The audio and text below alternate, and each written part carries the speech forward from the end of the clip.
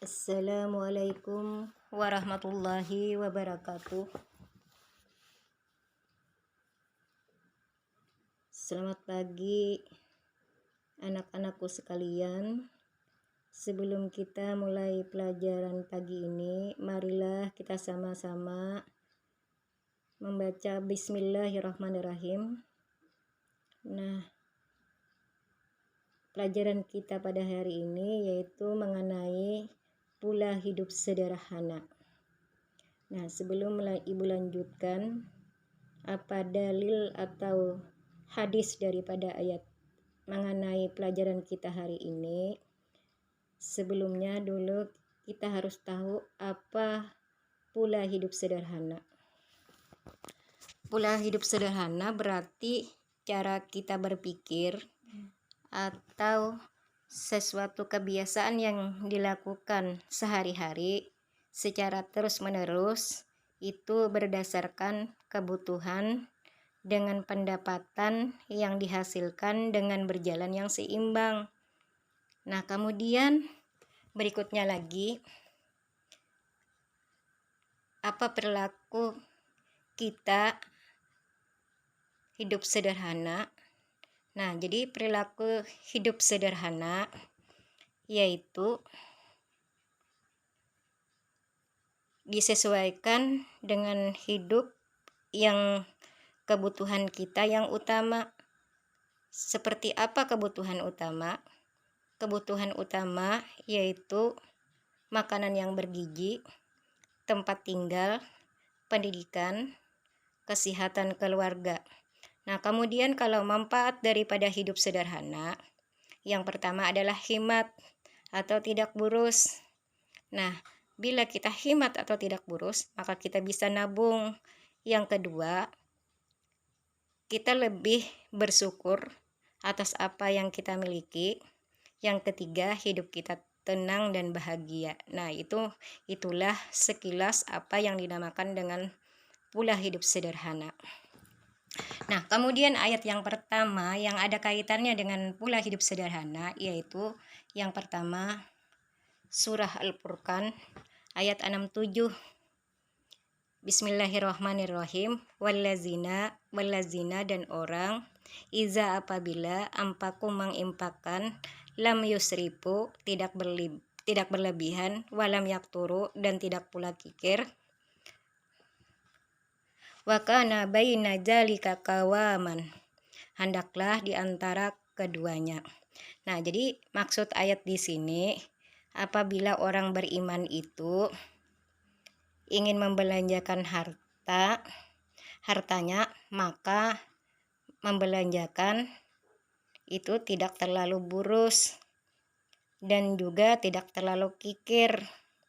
Nah, maksudnya di sini di tengah-tengah di sini tidak kikir dan tidak berlebihan.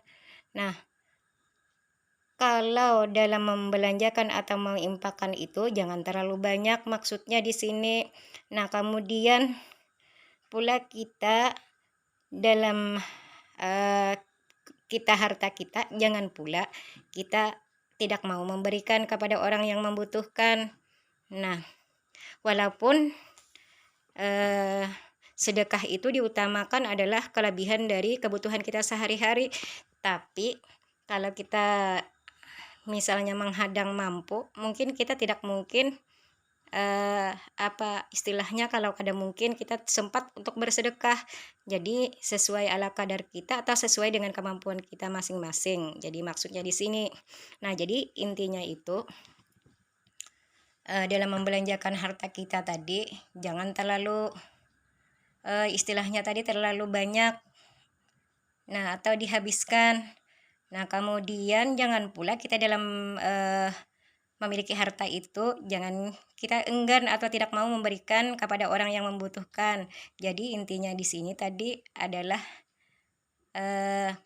tidak kikir dan tidak berlebih-lebihan. Nah, itu maksudnya lah.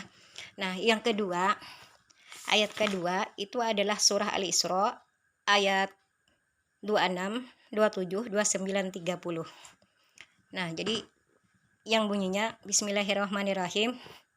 Wa atizal qurba dan berikanlah kurba kepada kerabat dekat, hakahu akan haknya, wal miskin orang miskin, wabanas sabil orang yang dalam perjalanan kehabisan bekal, wala tubazir tabzira, wala dan janganlah tubazir tabzira menghambur-hamburkan hartamu secara burus.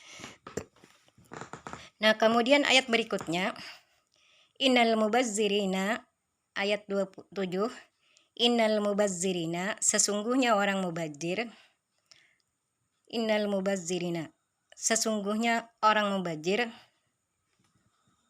kanu ikhwan, kanu adalah ikhwan saudara, syaitan, wakana dan adalah syaitanu syaiton, lirabbihi kepada Tuhannya, kapuran itu kufur atau ingkar.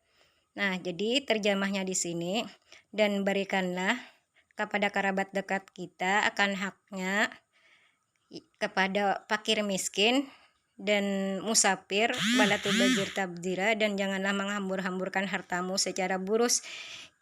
Kemudian berikutnya, innal mubazzirina kanu ikhwana syaiton wa kana syaitanu lirabbihi kapura. Sesungguhnya orang mubazir itu adalah saudaranya setan, dan setan itu adalah orang yang ingkar kepada Tuhannya. Nah, ayat 29, wala taj'al, wala dan janganlah, taj'al jadikan, yadaka tanganmu, magulatan terbelenggu, ila unukika pada lehermu, wala tabsutha kulla basti dan janganlah kamu mengulur-ulurkannya, kulla basti, ibu ulang, wala tabsutha kulla basti, wala dan janganlah tabsutha kulla basti mengulur-ulurkannya atau menghabiskan, pata'uda maluman mahsuran, niscaya pata'uda maluman mahsuran tercela dan menyesal. Nah, jadi ayat yang terakhir, inna rabbaka sesungguhnya Tuhanmu, ya besutu melapangkan rizki-rizki limayasya bagi siapa yang dia kehendaki, wayakdir dan menyempitkannya, waka nabi ibadihi khabiran basira. Nah, bagi hamba-hambanya karena dia maha mengetahui dan maha melihat.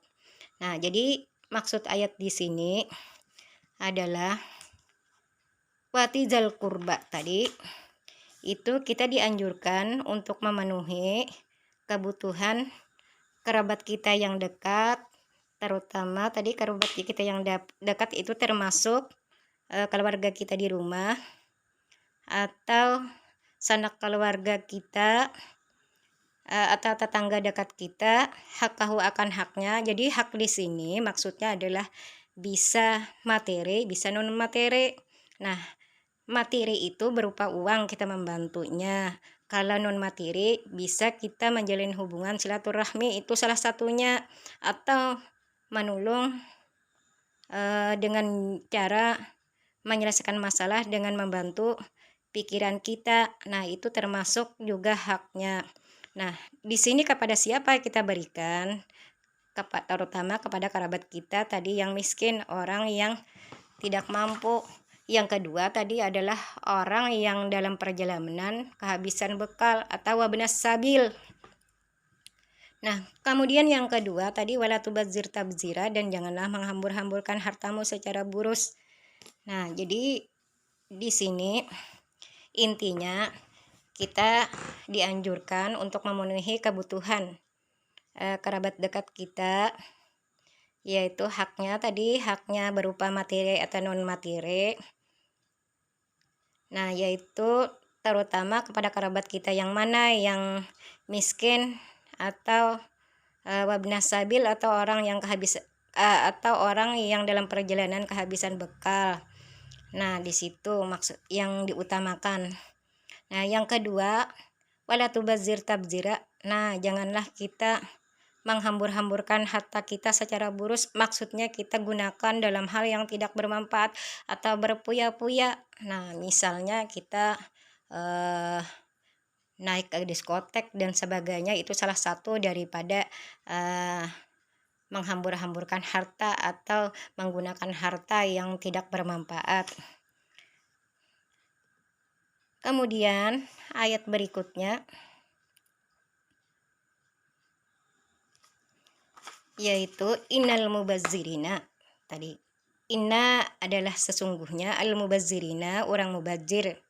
Nah, orang yang boros atau orang yang berlebihan itu jar Tuhan di dalam ayat ini adalah kanu ikhwana syaitan. Nah, adalah saudaranya setan. Nah, apabila kita melakukan perbuatan dengan mubazir atau menghambur-hamburkan harta tadi, jar ibu atau boros, maka kita termasuk saudaranya setan. Nah, kemudian di dalam ayat ini jar Allah, setan itu siapa? Nah, setan itu adalah orang yang membangkang atau orang yang tidak mau mengerjakan perintah Allah. Nah, itu yang dinamakan setan. Nah, ayat berikutnya lagi, wala taj'al, tadi jadi ibu, wala taj'al yadaka maglulatan ila unukika, wala taj'al, dan janganlah kamu jadikan tanganmu terbelenggu pada lehermu. Nah, itu bukan tangan kita terbelenggu pada leher, tetapi ini adalah sindiran bagi orang yang kaya atau orang yang mampu tidak mau memperdulikan fakir miskin atau orang kikir. Nah, ini maksudnya.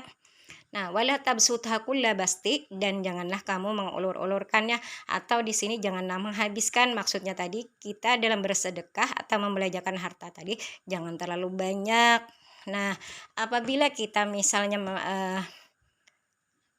istilahnya mengulur-ulurkan harta kita, itu akibatnya kita nantinya adalah patauda maluman mahsuran. Nah, maluman itu adalah menyesal. Nah, bukan, makluman itu adalah tercela, mahsuran itu adalah menyesal.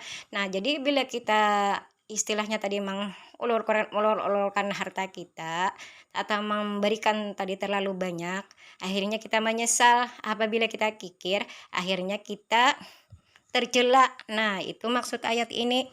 Nah, kemudian ayat yang terakhir, inna rabbaka yabsutu rizqa.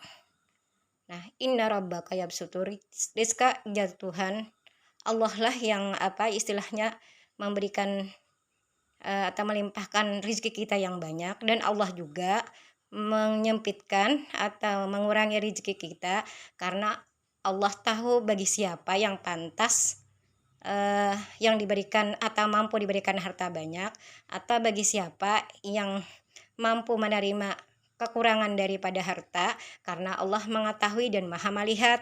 Nah, inilah maksud dari ayat kita. Nah, sampai di sini Ibu ucapkan alhamdulillah. Assalamualaikum warahmatullahi wabarakatuh.